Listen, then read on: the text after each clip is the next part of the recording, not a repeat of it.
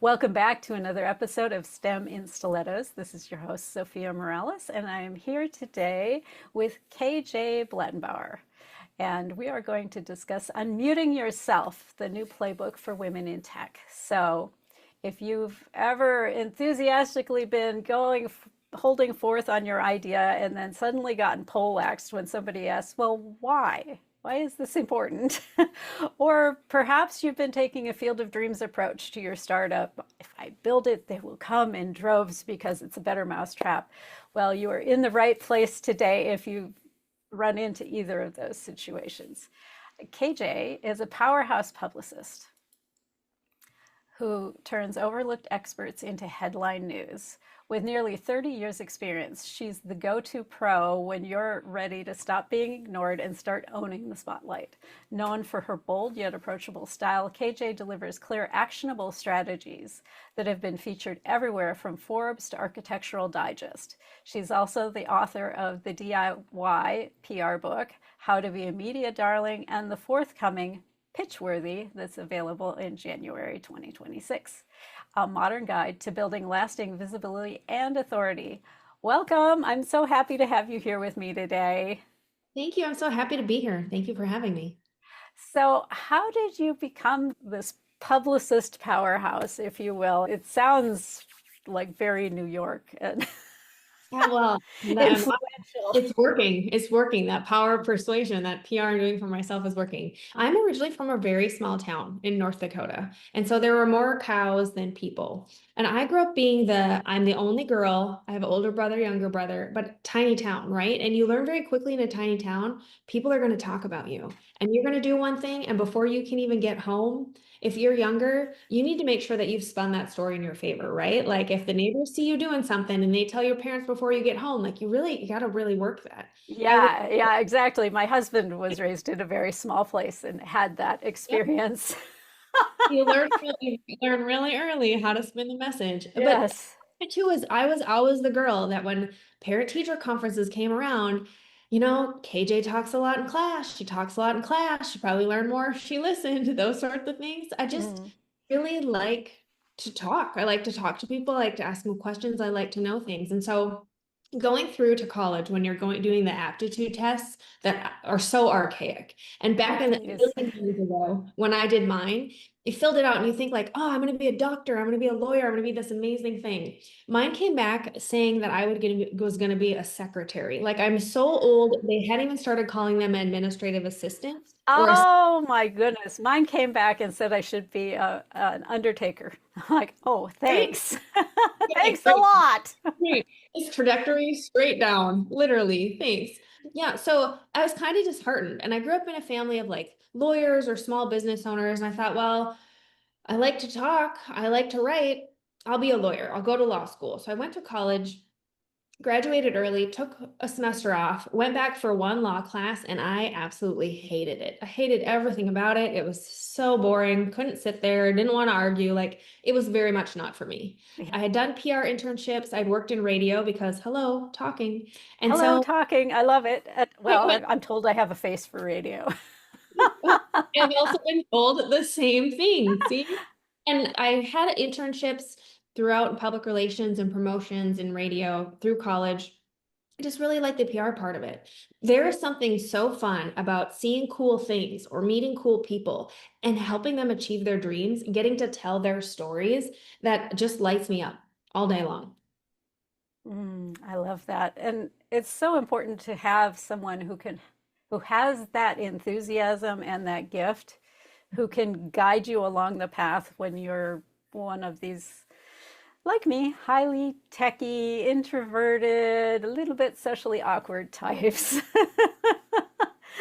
who just I don't quite get it. I mean, I know what it is. I see the trends and the fads and all the things, but I don't quite get it. So it's good to have a translator, I think. No, I think it's really hard to talk about ourselves and what we're Yeah. doing because we were taught that that's boasting or bragging, and that's wrong. And especially as women, we shouldn't do those things.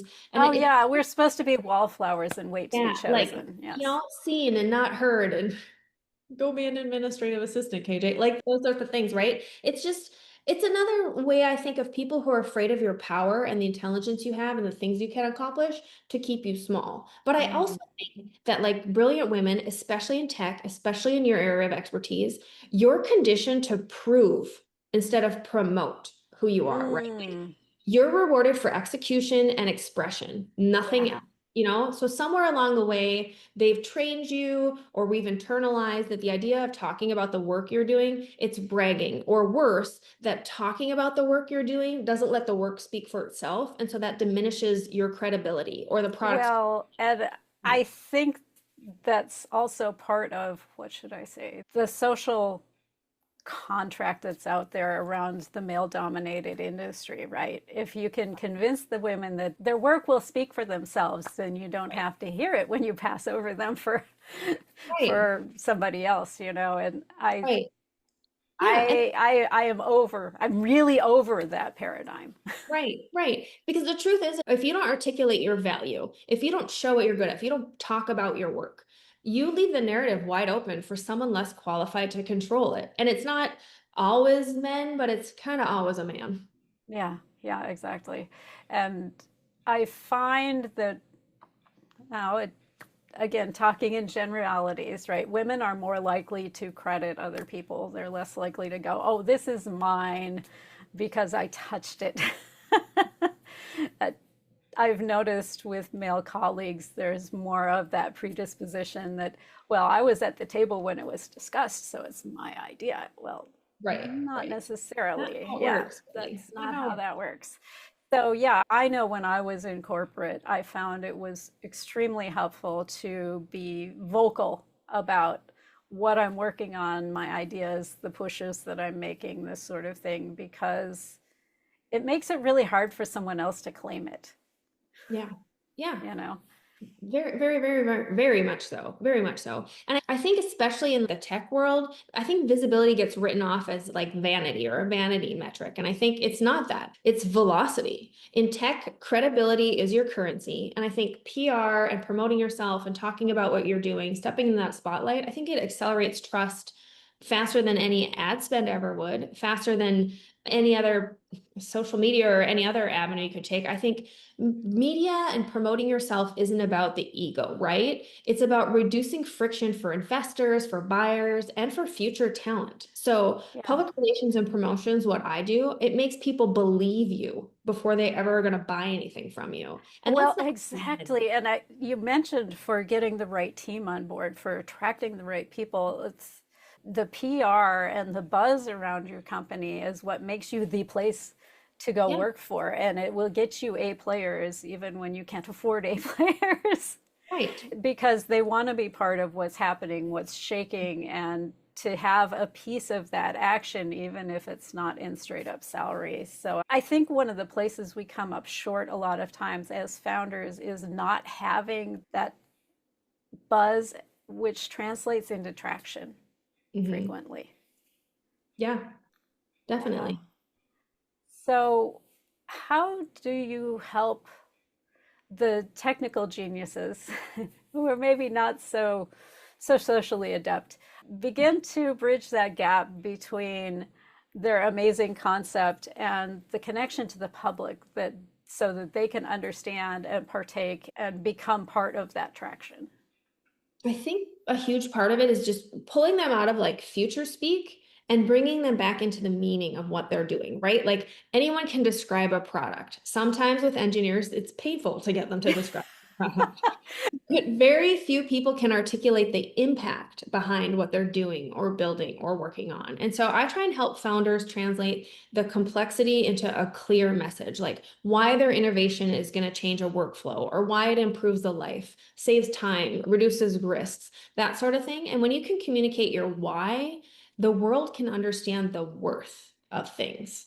Yes, because a lot of times as a technically inclined person who knows the product inside and out, I think we take a lot of things for granted. Well, if you know about this feature and that feature and the other thing, then you'll be able to infer the benefits. but other people are not going to spend that amount of brain power on your thing.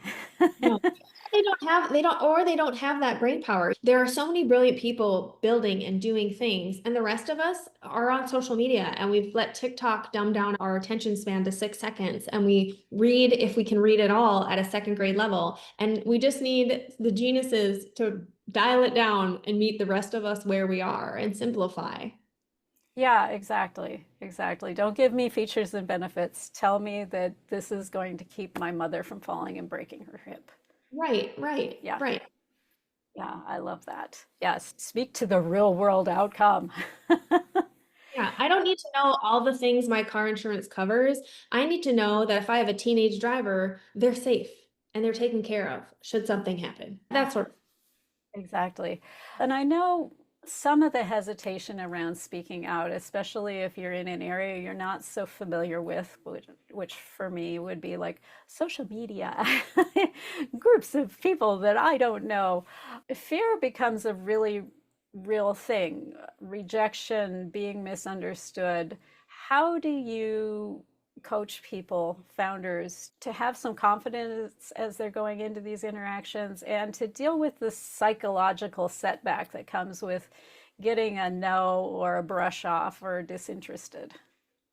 Well, I think it's the basic tenet that we've all learned if we've gone to therapy, and that's it's none of our business what anyone thinks about us, right? Because the people who want to give you the constructive criticism usually haven't constructed anything. So we just want to set them aside. But the truth of the matter is, it's a mindset. Rejection isn't a verdict, it's information. If you're testing software, a no usually means like this isn't the way, but there's a different pathway. Like we stop here and then we go a different route, right? So a no in my world usually means the story isn't clear enough, or it's not timely enough, or it's not relevant enough yet. It doesn't mean it's a no forever. It's just a no right now or no from that angle. And so I try and teach founders to treat any rejection or ghosting or no's or we went a different direction the last minute like an iteration. Adjust the angle, strengthen your proof, pitch a different outlet, pitch a different person at that same I outlet. was going to say find a different audience Right, right. because If you're not you're not going to sell snow to Eskimos. right, right. Like Yeah. in the startup world, you fail and you fail as fast as you can so you don't waste money, right? It's the same in my world. If you're not being rejected, you're not pitching big enough. You're not pitching. Mm. Hmm. Keep going. I didn't mean to cut you off. It's Oh, just, no, no. I think it's that way too. I think it also isn't waiting to stop waiting till you feel ready, right? Because ready isn't a feeling, it's a starting point. Visibility isn't a reward for being perfect. It's not a reward if you want to be famous. It's not a reward when you get to a certain amount of money. Visibility is the engine that helps you grow into the leader that you already are, the expert that you already are. If your work can help people, hiding it is a real risk. You need to make the move. You need to raise your hand. You need to speak up because someone is waiting for what only you have to say. They need your message.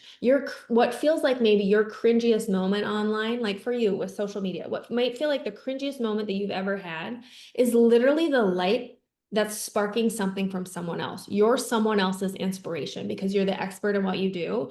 And you shouldn't wait to start that. yeah. Well, and I love that you brought up cringy because I saw a post the other day on social media. I'm trying to be better about being out there. And it was from a serial entrepreneur. And he, the premise of his article was basically if you're not doing something that feels cringy, you're not moving your business forward. Right, right. It's supposed to, like growth is uncomfortable. That's just how it is. And so we need to embrace it. And I think, do I think you need to be on social media every day if you don't like it? No, but you need to put yourself out there in some fashion. And it's finding where your audience is and showing up in that way. Because the quickest way that you're going to go from best kept secret to industry authority is that you got to claim your narrative before you chase any press or do a ton of social posts or do any of the visibility tactics we'll probably talk about later on. You have to have a crystal clear message. And I think people need to know what they want to be known for. They need to know what their goal is. They need to know what problem that they are uniquely qualified to talk about. And then when you decide what lane you want to lead, everything else, the press, the podcast, the social posts, even the panels, being on them and speaking, that's just going to fall into place for you. I love that. We are up on our first break already. And I do like to give a thought exercise over the break. What would you recommend, based on our discussion so far, that we spend a few minutes thinking about while we listen to our commercial sponsor? I think you need to think about your platforms and everything that's external facing, from your Instagram bios to your LinkedIn to your website to anything else you put out there. Does it have a consistent message, and are all my links updated? Because that's your first step in becoming authority. Ooh, I like that one. Yeah. So do a little social media inventory. When did you touch it last? Is it all consistent? And hang with us. We'll be right back from the break. Oh, strike it loud, the wolf here. Tech is ours and we show no fear. No fear. No fear. No fear. Thanks for hanging in with us through the break. This is Zofia Morales, and I am back with KJ Bauer, and she is a PR extraordinaire. And over the break, you asked us to do a little social media inventory. Which profiles and accounts do we have? And when did we touch them last? And let's say it's kind of a hodgepodge. What do we do with this, KJ?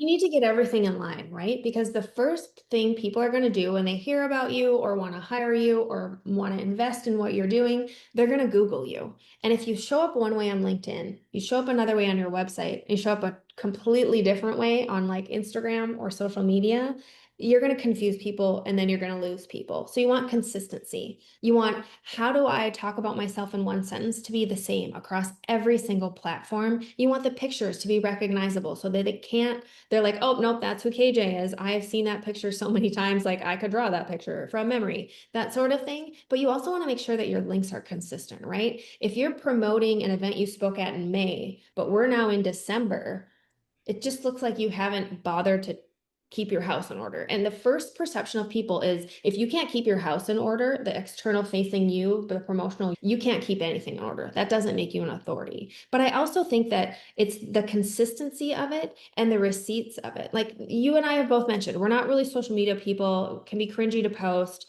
but you build trust by showing up with value, not with hype, right? Like you and Right. I don't need to dance on TikTok. That's not who we are. That's not going to attract business for us, jobs for us, clients for us.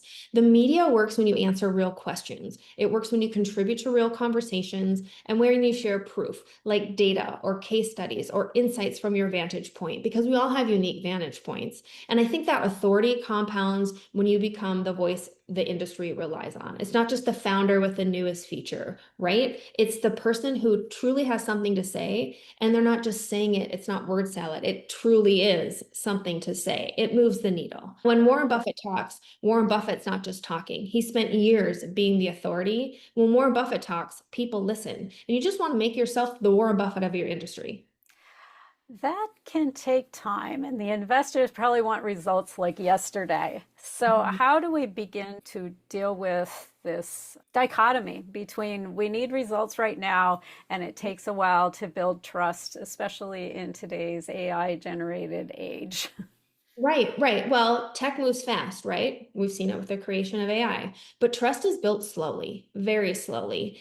And what can help accentuate that trust and move it along faster is doing things like this. If I tell you I'm an expert in PR, that's one thing. If you hear me on a podcast, that verifies, oh, yeah, someone else thinks she's an expert in PR too, and I trust that someone. It gives me a third party validation, a seal of approval. If then you start hearing me on other podcasts, 3 or 4, and it snowballs from there, I'm very quickly adding up my trust bank with you. The return on investment for me, the gradual boost for my trust bank, it's growing exponentially with every single media interview I do. And it gets to the point where if you're starting to see or hear my advice everywhere, you're going to trust me faster. I'm going to close sales faster. I'm going to get clients faster. I'm going to get jobs and speaking opportunities and book deals faster because people know that I'm out there talking about what I know and that I know what I'm talking about. And Yeah. so, yes, tech moves fast. We are all really worried about authenticity and who really has authority. But if you're out there consistently speaking up, and I'm not saying every single day you have to do a new thing, but if you're appearing every other day, dropping some knowledge, if you're appearing once or twice a month on a media outlet that's not your own, you're going to see people are going to your trust is going to build so fast, it's going to snowball. I love that. I love that. How do we start to make that happen in our world, KJ? It sounds good. I'd love to be on, oh, oh, name a business show, right? But how do you get there? Well, I think it honestly just starts with one simple sentence. Like, what does being visible on purpose mean to you? What is your true end goal? And once you figure out what that means and your true end goal is, you figure out, okay, what audience do I need to get to that end goal? And then you look at, okay, what is that audience reading? Are they watching? Or are they just listening to things?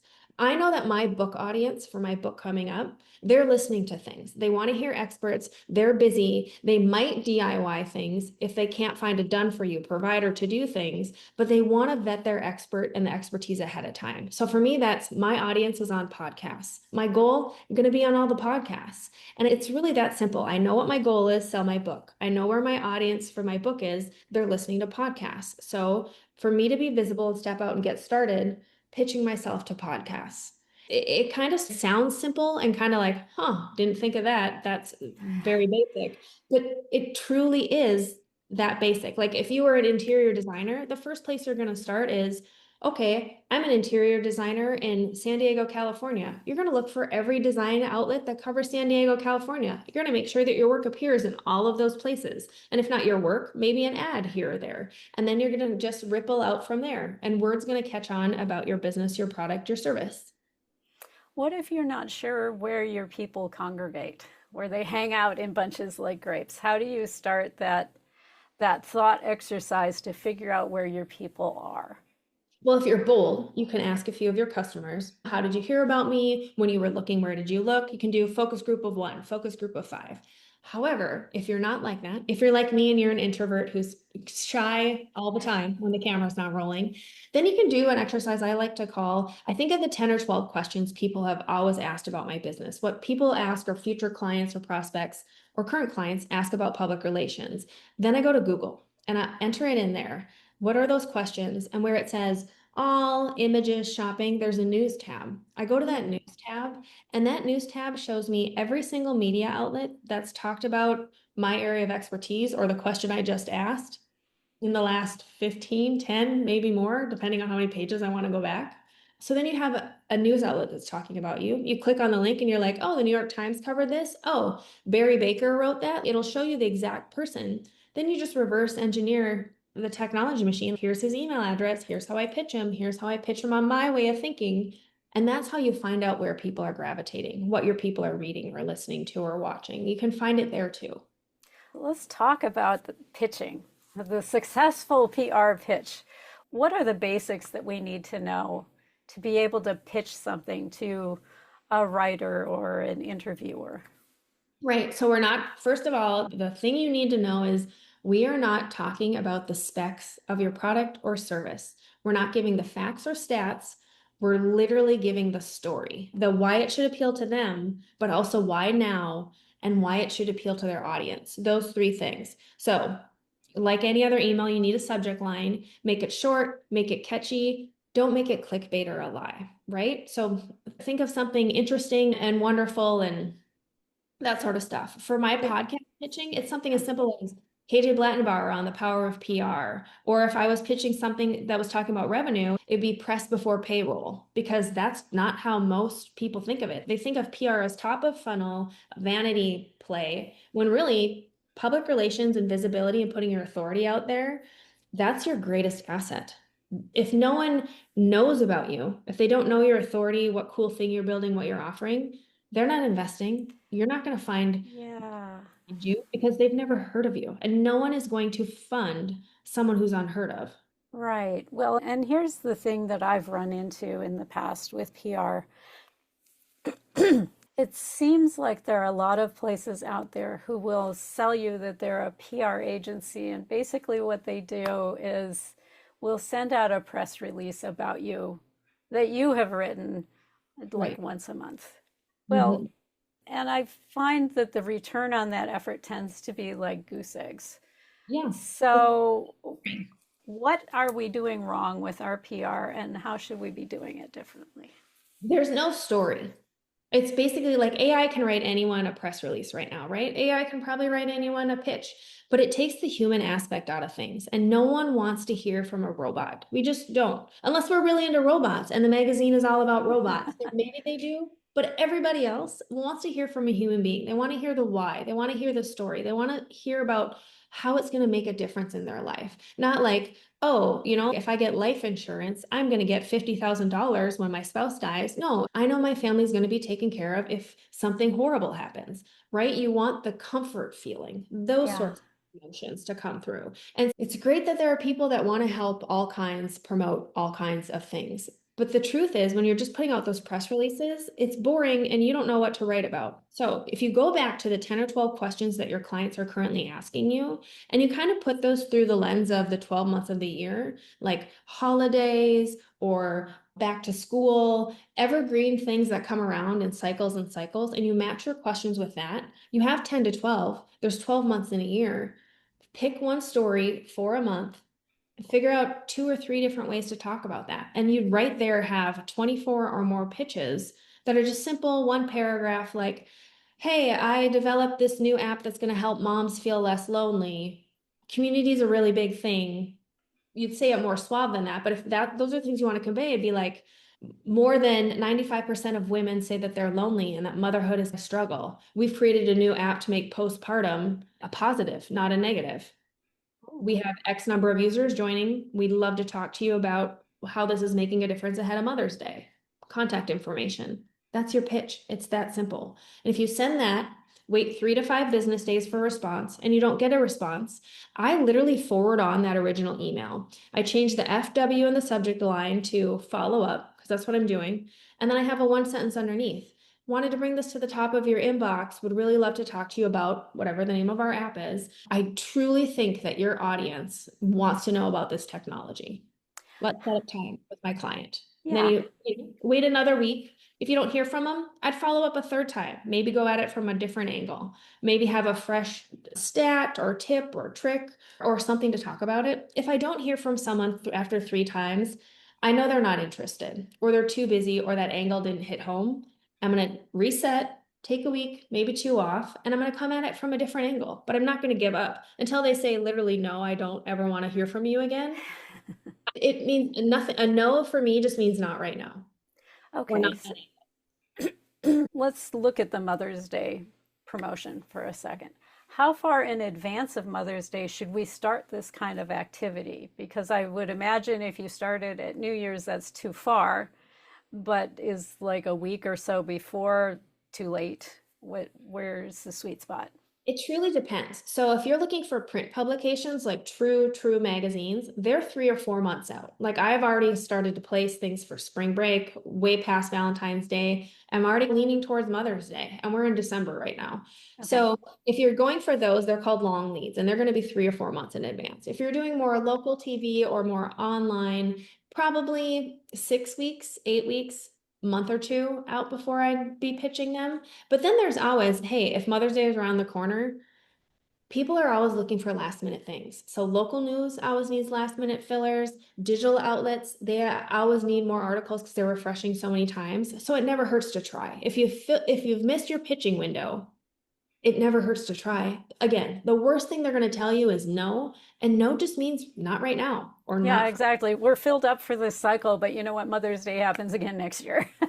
Exactly. It comes around every year. And you know what else mothers need? They need someone to pay attention to them in September when their kids go back to school and they all of a sudden have to adjust routine again. So it's not one and done. It's not if, oh, this pitch only works for this month or this time and I blew it. No. Yeah, gift guides are big around the holidays, especially in the tech world. Gift guides are big around any holiday or any time of year. There's never a month where there's not like 25 perfect gadgets for November, May, there's a gadget for every day of the year. Exactly. Fill in the blank, right? Here's what you need for your Super Bowl party in February. Here's what you need for your 4th of July party in July. Yeah, Right. I like that. I like that. So, what is, oh, I would love to ask this question, but we are actually up on our second break already. So we'll put a pin in talking about the number one PR myth that you would like to bust. What would you suggest as our thought exercise over this break based on what we've discussed so far? I think it's going back to what we talked about before. What do you want to be known for? What is your goal? Figure out what your one lane is, because you can do everything and all the things, but pick the one that really matters to you, because that's going to be the basis for everything else you do. I love that. I love that. And I love that you said pick one, because I think it's very easy to have shiny object syndrome and want to do this and this and this. But what I have found is one gets it done. Yes. If I'm going after more than one, it's not going to get completed. So pick one, pick your lane, and hang with us. We'll be right back from the break.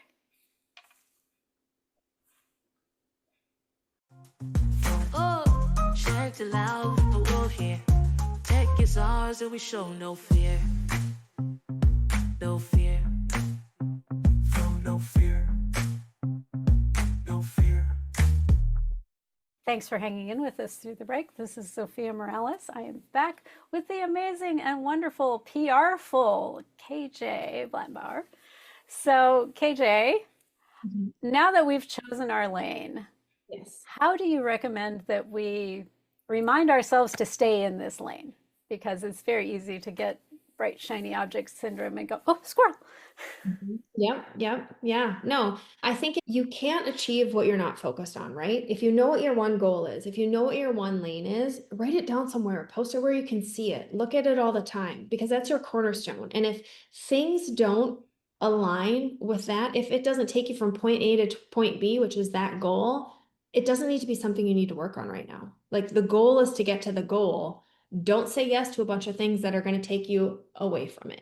And so I think it's staying clear to that, staying true to that, developing a plan, whether it's communication wise, time wise, energy, work, everything wise, towards reaching what that goal is, and the consistency there. The most underrated skill in being a recognized authority is relentless clarity. And so it's pursuing the one thing so hard that everyone knows you for pursuing that one thing, but it's also saying the same powerful message until the world finally hears it. Human beings are creatures of repetition. We need to hear things multiple times before it clicks. And so if you've identified your one lane, if you've identified your one goal, make sure that everything about you fits that messaging wise. So you become known for the person about that one goal. Like, I'm a PR powerhouse. I do PR, I promote people all day long.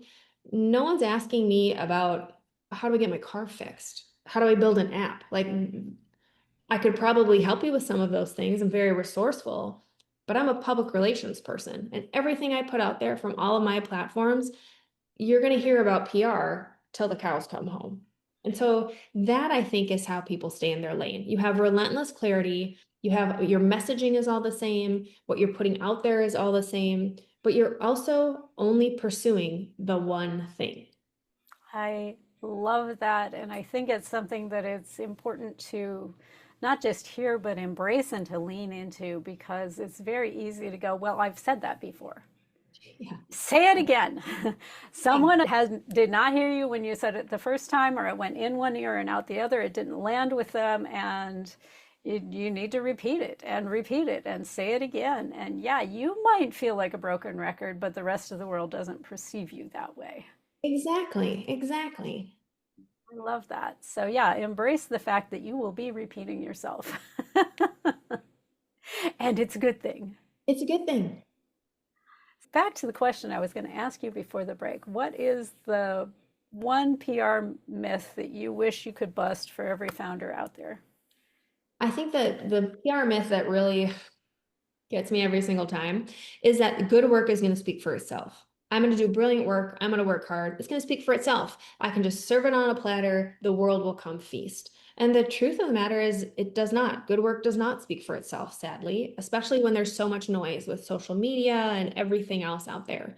People speak for work they remember, right? And PR is how you make your work unforgettable. So do a great job, work as hard as you can, but you also have to share the great thing you're doing, because the truth of the matter is you've built something, you've promoted something, you started something, you're a part of something because you believe in it and you're passionate about it. Why would you not share that passion with like-minded people who are also passionate about that same thing? If you created a product, a service, an app, anything to serve people, not telling people that that product, app, or service is going to serve is a disservice to the exact reason why you created said thing. Yeah, It makes a big ass dime just dropped for me. I know that's the smallest coin that we have, but it's a big dime. There's so many people out there selling you on a launch model.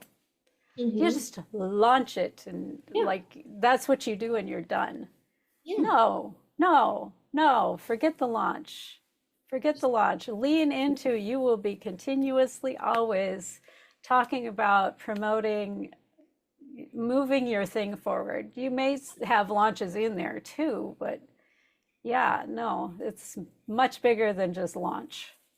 True, true. And I think part of it is also you should be saying something so often you're sick of hearing it that it just sounds like repetition, like Groundhog Day. To You're like, oh, I can literally cannot even look at this, much less say it one more time. But you need to say it one more time, because what you want to do is you want to train people how they speak, how they think about you, so much so that when you're not in the room or they're talking to you about other people, they're saying it exactly how you've been saying it. They're repeating what you've been saying. It's like the world's longest game of telephone, except you get to pick exactly what they say. And if you say it enough in the right way, they're going to get the message perfectly clear.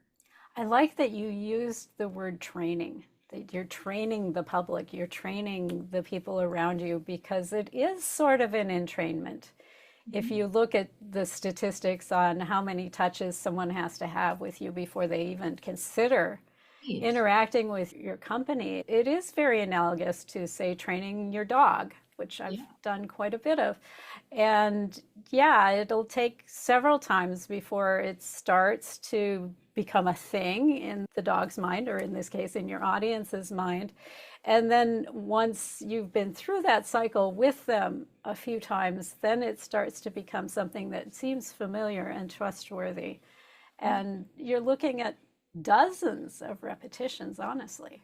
Yes, yes. And it increases with the dawning of AI, with other things, with the fake gurus and the grifters out there. It increases every day how many more touch points you need. And so when you are working towards your messaging and you keep putting the touch points out there, but also when you use PR to have other outlets like the media, like your peers, like other authoritative experts, say your message and use you as an expert, that helps grow the trust, that helps move things along. Those serve as general touch points. So if I'm posting on social media and I post the same message 7 times, that's me on social media posting the same message 7 times to the same audience. It's an echo chamber, right? But if I say that same message on your podcast, that echo chamber becomes an additional message. It amplifies it. It's not just one time on your podcast. Podcasts live forever until you decide to take the podcast down. Some people listen to podcast episodes multiple times. That means that one podcast episode where I send it one time,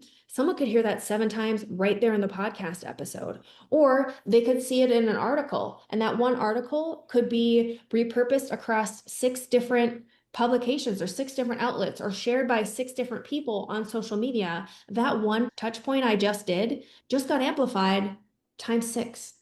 So you're Nice. closing the gap. If you put stuff out there, it's great. Use social media. It's a tool. Don't make it be your only tool. Also use PR. Leverage other people's platforms to catapult you closer to your goals. Well, and I love the idea of being involved in someone else's platform, because here's the reality of social media that I think a lot of us have not cottoned onto, which is it's not an echo chamber as much as we want to call it one. It's one of these things you have to continue shouting if you want people to hear you, because it goes out into the world and it like drifts downstream and out of your sight and it's gone. Yeah. That Yeah. I mean, try and find a post again that you want to find later. It's almost impossible. Whereas if you're on a podcast platform or a YouTube interview or something like that, that's searchable. You can go find what you're looking for in those places. Yeah, easily. And so, one thing I would suggest is invest your effort into things that live longer, blogs, you know, stay away from the social media Yeah. as far as putting a lot of effort into it. Get on podcasts, be on YouTube, go to these places where your message remains and echoes. Right, right. And they Yeah. can see the human aspect of you. So Yeah. many times social media, like, yeah, you get to pick the platform and how you appear, right? On social media, Yeah. they want you to dance and they want you to add video and they want you to do what, like, it's a new trend every day. No one's going to gaslight you more than Meta's going to gaslight you about how you need to show up for Meta today. Like, Meta is the hardest spouse to have. And I don't know why we keep investing in this relationship, but I, we all yeah, do it, oh, right? But like, in fact, I was in my Meta business account yesterday. I just needed to update a link in an oh, ad. And I went in there to update the link in the ad, and it's like it wants to turn on like 8 different functions yeah. as part of doing this update. And it's like, yeah, no, turn that off, turn that off, turn that off before I could get the update that I wanted and not end up with a bunch of Meta ad revenue building stuff. Yeah. No, it's just why Meta? Why do you do it to us? But on other platforms, the human aspect of you shines through. You're not held to Meta's restriction of size or dancing or this trend or some people seeing you, other people not seeing you, even though they want to see you for a certain thing. You have more freedom on other platforms to be real, to be yourself, to be truly authentic, not just the word authentic, and to show the human aspect and the storytelling. And people, when you talk on a podcast, that comes through to people. When you're interviewed in an article, that comes through to people. When you're just posting about yourself on your social media feed, it doesn't always come through to people. Yeah, yeah, I could see that. So we're down to the last couple minutes of our interview here. Do you have a gift that you wanted to share with the listeners today? I do. I have a free workbook that I call the Headline Your Life Guide, and it Oh, helps founders and experts pinpoint their most newsworthy story and write a standout bio that's going to open doors for them. In like 10 focused minutes or less, it turns, I don't know how to talk about myself or what I'm doing into a confident, media ready message that's going to get them remembered. And it also is going to be a great launching pad for figuring out what you should be pitching and when you should be pitching it. I love that. And so we'll put the link for that in the show notes so you can find that and get your copy of it. Spend some time working through, thinking through, because you need to do the thought exercise before you would contract anyone anyway. So invest some time in yourself, your messaging, your one lane, and let's move that forward a little bit. So if I were to put you on the spot, Okay. okay, what is the most underrated skill in becoming a recognized authority? The most underrated skill in becoming a recognized authority is having your house in order. You're not Oh, ready to be pitched. You're not ready to have people look at you. You don't have to have a mindset introvert, extrovert. If you want attention, make sure that across the board, everything is consistent. Everything looks the same, everything sounds the same words, same images, same links. Because again, the first thing anyone's going to do, whether you apply to be a speaker or apply to be a job, they're going to Google you, and you have to make sure what you want out there is what you're putting out there. oh, yes. Yes, yes, because you can make a really bad impression with a really unfortunate party photo from your high school days. Exactly, exactly. I love that. I love that. So, yeah, tidy up that social media presence, make it uniform and coherent. You literally said the same pictures on all the sites. Did I hear that correctly? My headshot everywhere is going to be my headshot for the next couple of months because I want people to instantly recognize, like, they might not remember KJ Blattenbauer and they might remember that they heard a PR expert, but they're going to recognize your face. They're going to know Ah, consistently this is how that person shows up because we've all been somewhere, a networking event, work thing, seen someone online being like, oh, that person looks so familiar. How do I know them? Make it the same image consistently. It's cool to have a variety of headshots. We should all have a variety of headshots, but I'm putting out the same headshot for everything for a good 3 or 4 months at a time. yeah, rotate them all together. Yep. Okay, awesome. Awesome. I like that. So, what would be your final words of wisdom to a founder out there who's going in the show notes and getting the workbook? What are your words of wisdom? Inspiration. My final inspiration is that visibility is not a vanity metric. It is an asset, and it is the quickest thing that is going to launch you from where you currently are now, which is probably hiding behind the scenes like we've all done, to where you want to be, which is owning your lane, being authority, being an expert and a thought leader in your industry. And so the only way you're going to get there is visibility. And don't worry about being cringe or hiding away or what other people think about you. Worry about showing up for the people and the processes and the other industries you want to serve. I love that. Thank you so much for joining us here today, KJ. Thank you for having It's been useful and insightful. you. And thank you, dear listener, for tuning in with us. I know there are hundreds of ways you could have spent this last hour or so. And I really appreciate that you've invested that time with us and in yourself. We aim to be of service to you. Please drop me a comment below the video or send me an email to Zofia@steminstilettos.com and let me know what you liked, what you hated, who I should talk to next. And until next week, go out, be bold, be beautiful, and be authentically you.